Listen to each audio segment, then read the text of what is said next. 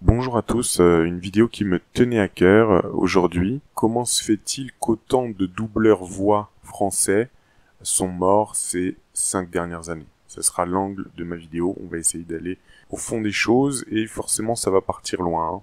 Et on finira la vidéo avec un sujet secondaire que je vais inclure dans cette vidéo, c'est comment les élites veulent casser notre structure mémorielle, mais aussi notre enthousiasme, ce qui fait aussi qu'on s'identifie à des choses en supprimant nos repères, mais aussi nos idoles, ceux et celles qui étaient les idoles des Français. Qui n'a pas grandi avec les voix VF de Bruce Willis, Schwarzenegger, Sylvester Stallone, Jim Carrey, Tom Cruise, Brad Pitt, enfin, on avait parmi les meilleurs doubleurs en France, les meilleurs doubleurs au monde. Hein. J'oublie aussi celui de Colombo, enfin. Et donc, pour en venir aux doubleurs français, je vais commencer par lire le commentaire d'une personne sur YouTube. Sympa ces hommages, on n'est pas forcément au courant de tous ceux qui nous ont quittés dans le doublage. Beaucoup de géants ont disparu. Il n'en reste plus beaucoup des monstres sacrés dans cet univers avec des voix très atypiques. Alors, hommage aux comédiennes et comédiens français œuvrant dans le doublage nous ayant quittés durant l'année 2024. Vous allez voir, c'est une hécatombe ces dernières années. Laurence Badi, 1928-2024. Jacques Bernard, 1929-2024. Daniel Hazan, 1948-2024. Alain Dorval, 1946-2024. Alain Flick, 1949-2024. Monique Martial, 1932-2024. Jacqueline Ferrière, 1921-2024. Jean-Paul Brissard, 1950-2024. François Pacôme, 1965-2024. Anne Ludovic, 1946-2024. Tania Torrens, 1945-2024. Daniel Beretta, 1946-2024. Alors lui, c'était un de mes préférés. Alors, je dis pas que 78 ans, 76 ans, 80 ans, ce ne sont pas des âges normaux, malheureusement. Pour partir, c'est juste le phénomène d'accélération ces dernières années. Une vraie hécatombe. C'est-à-dire, c'est des gens, il y a des gens qui étaient nés, 1928, ça fait quasiment 100 ans, ça c'est sûr. Mais des gens qui sont nés à la fin des années 40, dans les années 50, etc. Pourquoi pendant ou juste après le Covid, cette accélération? C'est ça le truc. Me dites pas que tout est naturel, surtout quand vous voyez des gens en forme. Daniel Beretta, j'avais vu une interview de lui quelques mois avant qu'il parte, enfin, j'étais très surpris. Alors, pour être parfaitement honnête, qu'est-ce qui faisait aussi le charme des voix françaises de cette époque chez les hommes, en tout cas? Faut pas se voiler la face, c'était le fait qu'ils fumaient pas mal. Alors, pas tous, mais on a un exemple, celui qui doublait Colombo, je vais retrouver son nom plus tard, il était à 2 paquets par jour. Donc, évidemment que, sur le papier, logiquement, on peut se dire, c'est des gens qui ont fragilisé peut-être leurs poumons pendant toute leur carrière, et donc dès qu'il y a eu le Covid, ils sont partis, quoi. Parce que il y avait déjà un terrain peut-être inflammatoire, et ça a aggravé les choses. C'est bien sûr une possibilité, mais moi, ce qui me dérange le plus, c'est tout ce projet de voix qu'on a pu copier avec les années, avec l'IA, et peut-être que les élites le savaient déjà à l'avance, enfin, j'en suis même sûr. Regardez ce qu'ils ont fait avec l'acteur Bruce Willis, et puis aussi avec l'acteur qui fait Dark Vador. Ils ont eu leurs accords pour cloner leur voix, et aussi pour Bruce Willis, pour cloner leur personnage tout entier, même visuellement. Et ce plan sinistre, si c'en était un, viserait à se débarrasser plus ou moins naturellement. Enfin, c'est quand même le résultat qui est là. C'est que la plupart de ces grands doubleurs sont partis très rapidement et il fallait qu'ils partent juste avant peut-être l'avènement de la révolution de l'IA au cinéma, etc. C'est-à-dire surtout des gens qui n'auront plus besoin de payer et des gens qui ne manifesteront plus. Hein. Notamment le doubleur de Colombo était connu. Ça faisait 30 ans déjà qu'il manifestait parfois devant les studios de télévision ou de doublage pour dire comment ça se fait qu'on ne soit pas payé, qu'on n'ait pas de royalties à chaque rediffusion de séries TV, etc. Ou que parfois on utilise même nos doublages gratuitement dans le cadre d'une ressortie de films sur DVD ou etc. C'est-à-dire qu'en gros ils étaient payés au lance-pierre et seulement par mission, hein, si je comprends bien, c'est-à-dire ils étaient peut-être payés à la ligne ou au mot, Et il touchait aucun royalties sur les multiples rediffusions qu'il y a eu après. Donc, si on pense à un plan sinistre des élites, mais qui, comme par hasard, est en train de se développer, avec l'IA, cloner votre voix, cloner la voix de n'importe qui avec quelques échantillons, même si aujourd'hui ça c'est pas parfait, ça le sera, aucun doute là-dessus. Et comme par hasard, tous ces gens qui avaient peut-être la possibilité de toucher le grand public par rapport à cette problématique, puisque c'est des gens qui ont des voix légendaires, que les Français ne connaissaient pas très bien, mais je pense que s'ils s'étaient exprimés tous, et fédérés, s'ils n'avaient pas eu des problèmes de santé là pendant le Covid, ils auraient pu faire tourner l'opinion, je pense. Et d'autant plus que c'est pas que les voix, le danger, que les voix qu'on peut copier avec l'IA, c'est aussi toute l'industrie musicale là qui va être révolutionnée, puisque on peut déjà copier de la musique, copier un style musical ou un artiste en particulier. Vous voyez, c'est là où je veux en venir. Donc je continue pour l'année 2024. Pour les doubleurs occasionnels, on avait Philippe Lodenbach, 1936-2024, Robert Marcy, 1920-2024, lui, 104 ans, c'est magnifique. Michel Blanc, qui a été doubleur aussi, Bill Connolly, Ouragan sur l'eau plate notamment, 1952-2024, Pierre Vernier, 1931-2024, Benoît Alemann, 1942-2025, Jean-Claude Ballard, 1935-2022. Ici, dans cette copie d'écran en dessous d'une des vidéos, il y en a un qui a dit ça fait longtemps qu'on n'entend plus Jean-Pierre Moulin dans les doublages, etc. Et il lui répond, je crois que des problèmes de santé, ils l'ont éloigné de ses activités pro en 2023. Ce qui nous laisse présumer qu'il est non officiellement à la retraite, on va dire. Donc vous voyez, même ceux qui ne sont pas décédés, ils ont des problèmes et ils peuvent plus doubler. Problème de santé. Donc ici, on voit Daniel Beretta à nouveau. Alain Dorval, 1946-2024. Doubleur nous ayant quittés durant l'année 2023 à présent. Niki Lescaut, 1962-2023. Là, on est déjà plus jeune. Marion Gamme, 1938-2023. Luc Florian, 1951-2023. Robert Basile, 1922-2023. Sylvain Lemarié, 1952-2023. Il doublait notamment Ron Perlman. Thierry Mercier, 1961-2023. Emmanuel Gomez, 1940-2023. Jean Roche, 1937-2023. Pour l'année 2022 maintenant. Michel Roule, 1934, janvier 2022. Gaspard Ulliel, 1984-2022. Alors lui, il est mort à 28 ans, je rappelle. Mais il était aussi acteur, évidemment. Michel Leroyer, 1932-2022. Dominique Paturel, 1931-2022. Jean-Louis Faure, 1957-2022.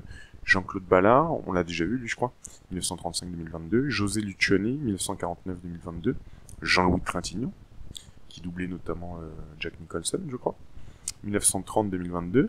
Charlotte Valandré, 1968-2022. Alors elle a eu le sida pendant longtemps. Elle était malade dès l'âge de 17-18 ans, donc la pauvre, elle est morte jeune aussi. Olivier Aymon, 1950-2022. Georges Caudron, 1952-2022. Jacques Siron, 1928-2022. Dominique Paturel, donc, on voit ici, 1931-2022. Donc ici ce commentaire de ce monsieur qui dit « Tous ces morts en 2022, je suis choqué, je ne savais pas. Merci à tous pour ces bons moments de cinéma et de télé. » Alors, ce que je trouve incroyable quand même, c'est que le JT, du midi au du soir, sont la plupart du temps totalement muets. Personne n'est au courant que ces doubleurs légendaires qui ont bercé les enfances des gens, etc., en doublant des acteurs légendaires, non seulement on les connaît pas en temps normal, mais aucun hommage ne leur est fait. Et ça, pour moi, c'est l'indice que les élites veulent nous faire oublier ces personnes, tout simplement. Donc Bernard Tiphaine aussi, 1938-2021.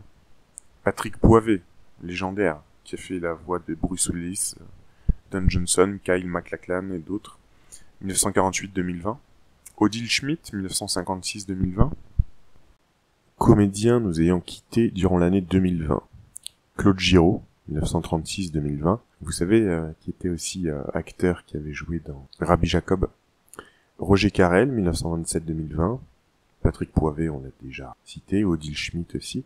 Patrick Osmond, 1957-2020. Lucie Dolène, 1931-2020. Philippe Naon, 1938-2020. Michel Robin, 2020. Jacques Frantz, 1947-2021, qui était évidemment la voix française de Robert De Niro, Mel Gibson, etc. Donc ici, on a cet article, les fans sont mobilisés contre l'IA. Le doublage ne veut pas être doublé par l'IA. Vous vous souvenez, il y avait eu quelques manifestations quelques mois, années, et ça n'a débouché sur rien de spécial, j'ai l'impression, malheureusement. Et regardez, j'ai retrouvé une archive, donc celui qui doublait Colombo, qui s'appelait Serge Sauvion, qui disait déjà en 1994, il dénonçait tous ceux qui se font de l'argent sur le dos des comédiens de doublage. Pour lui, il y a 3 coupables. Les chaînes de télévision, les doubleurs ne touchent pas 1 centime sur les rediffusions, les éditeurs de vidéos qui commercialisent les cassettes de Stallone ou Tintin avec les voix françaises gratuites, c'est-à-dire ils touchent rien là-dessus, les distributeurs de cinéma qui affichent des reprises entre guillemets en version française, qu'on applique simplement la loi. Peste Serge Sauvion. Ici l'article. Colombo perd sa voix, il est mort en 2010. Alors oui, il fumait 2 paquets par jour. Ceux qui dérangent le plus, bizarrement, ils partent le plus vite. C'est étrange, hein. Donc ici on a les articles qui corroborent ce que je vous disais au début. Bruce Willis, premier acteur virtuel. Il a vendu les droits de son image pour devenir un acteur immortel, et notamment parce que vous savez, il a une dégénérescence du cerveau, et voilà. Et donc l'acteur qui joue Dark Vador aussi, doublé par une voix de synthèse, il a signé un accord. Ici on voit un article, Val-E, la nouvelle IA de Microsoft, peut simuler la voix de n'importe qui avec 3 secondes d'audio seulement. Ici cet article, IA et deepfake quand les stars deviennent immortelles. Donc vous voyez où je veux en venir, c'est...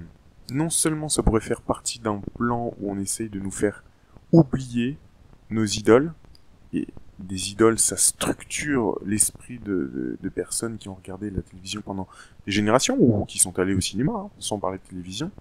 Donc non seulement ça déstructure la mémoire des gens, ça enlève tous les repères, mais en plus, moi je trouve ça bien pratique niveau timing, enfin bien pratique, c'est ironique, pour les élites, pour légitimer et pousser encore plus l'arrivée irrémédiable de l'IA dans la voix de synthèse et l'industrie musicale aussi, et du cinéma.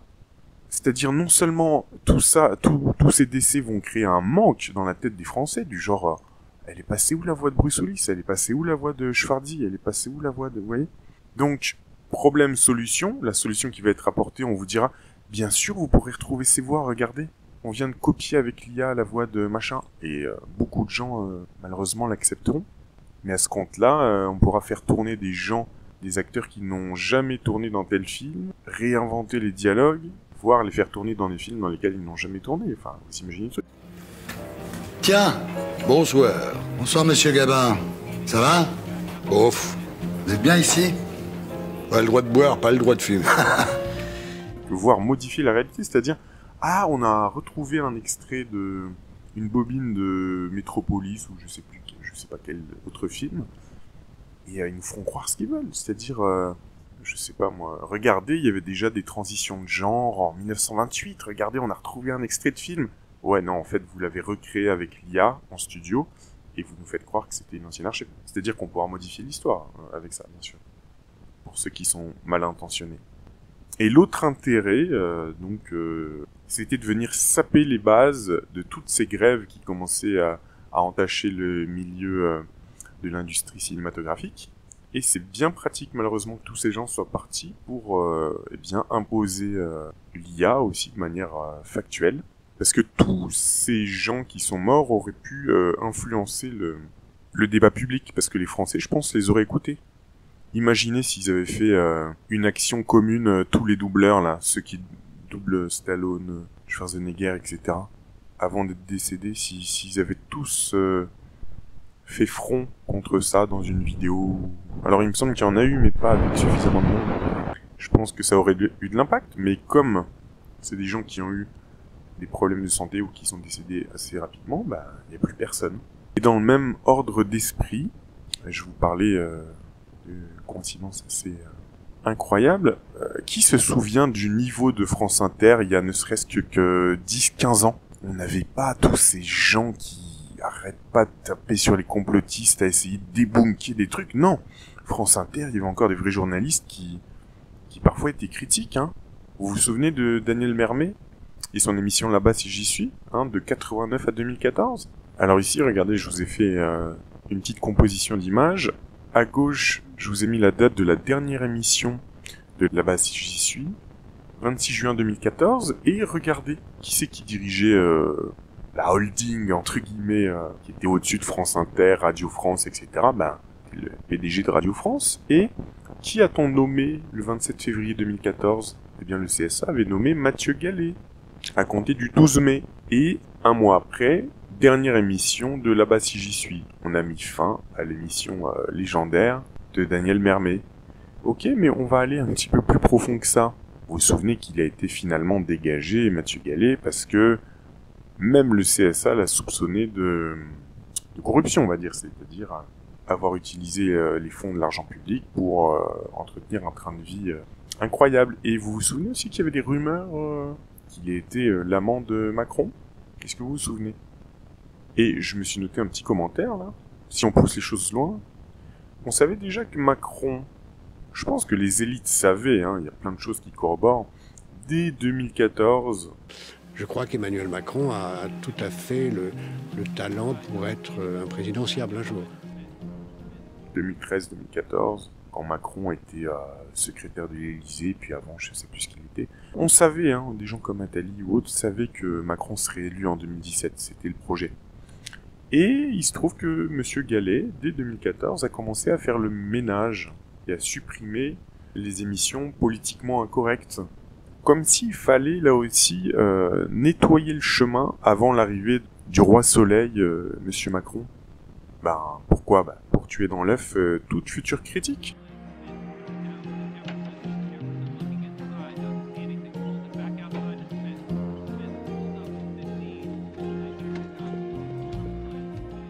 Dans le même ordre d'idées, à la fin du mandat d'Hollande et sous Macron, la plupart des journaux ont été rachetés par des milliardaires, donc les conflits d'intérêts sont évidents. Il n'y a plus aucun journaliste d'investigation, quasiment.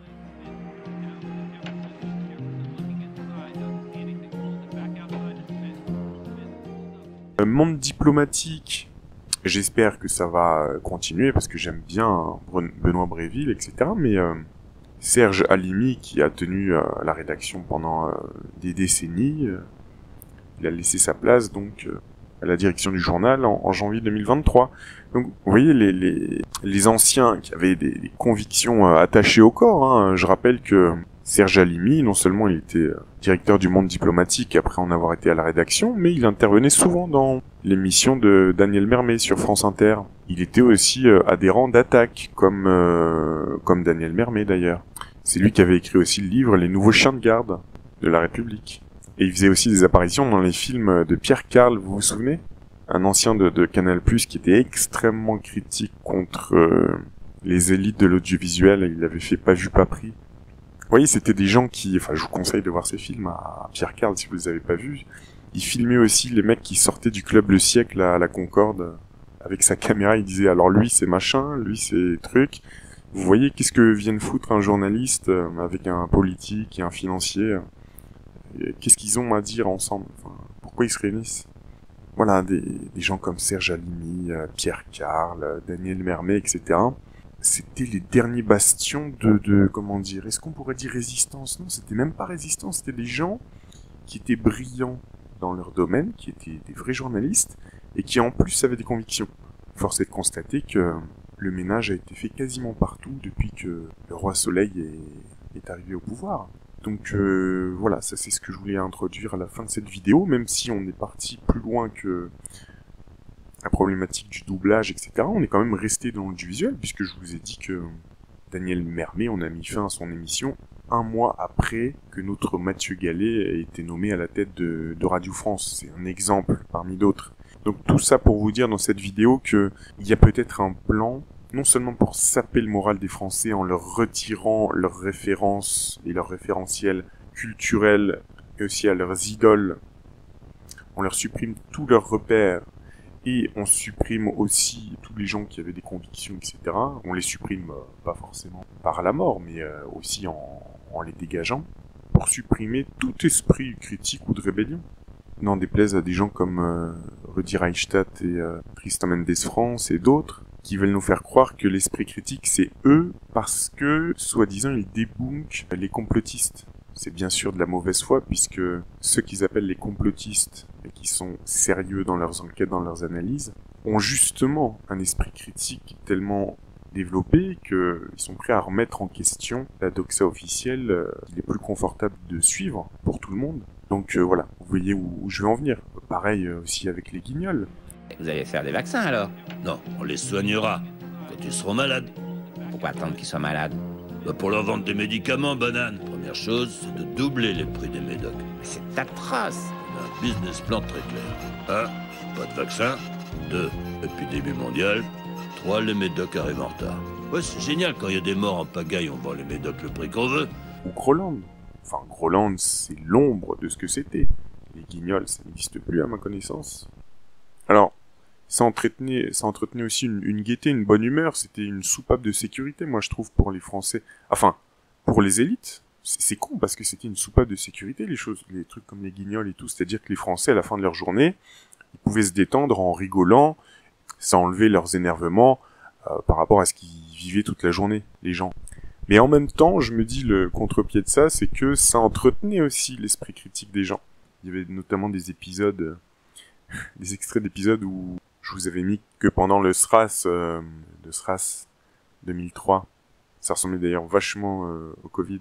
Le mec qui jouait toujours l'américain là dans les guignols, qui ressemblait à Sylvester Stallone, bah c'était lui d'ailleurs, qui nous expliquait que ah bah ouais non, on va pas leur vendre les vaccins tout de suite, on va attendre d'abord que ça se développe à un niveau critique, et puis ensuite on va leur vendre une fois qu'il sera quasiment trop tard, et on va leur vendre à prix d'or. Enfin vous voyez, ça entretenait l'esprit critique des gens, bien évidemment. Et tout ça a été supprimé au fur et à mesure pour laisser la place à une génération, les jeunes Français, ça va être difficile pour eux de ne pas rester des zombies acculturés, sans aucune conscience politique, etc. Hein. Mais sucez-vous, allez-y, sucez-vous. I ask for a toilet because I have Crohn's syndrome, like you. Yeah. You know what I mean? Yeah. I don't want the world to see like Maxime asking for a toilet in the middle of Mr. Bisset. Super boisson. Ciao Kombucha, disponible. Le sponsor de cette vidéo est nul autre que ma propre boisson. Le complotiste, il va faire des recherches par lui-même, il veut penser par lui-même, il veut voir par lui-même. Il veut penser par lui-même, que... mais comment c'est possible? Ça, c'est vraiment... Mais vous ne pouvez pas penser par vous-même. Oui, on ne peut pas. Vous ne pouvez pas penser par vous-même. Voilà, je vous dis à très bientôt pour une nouvelle vidéo.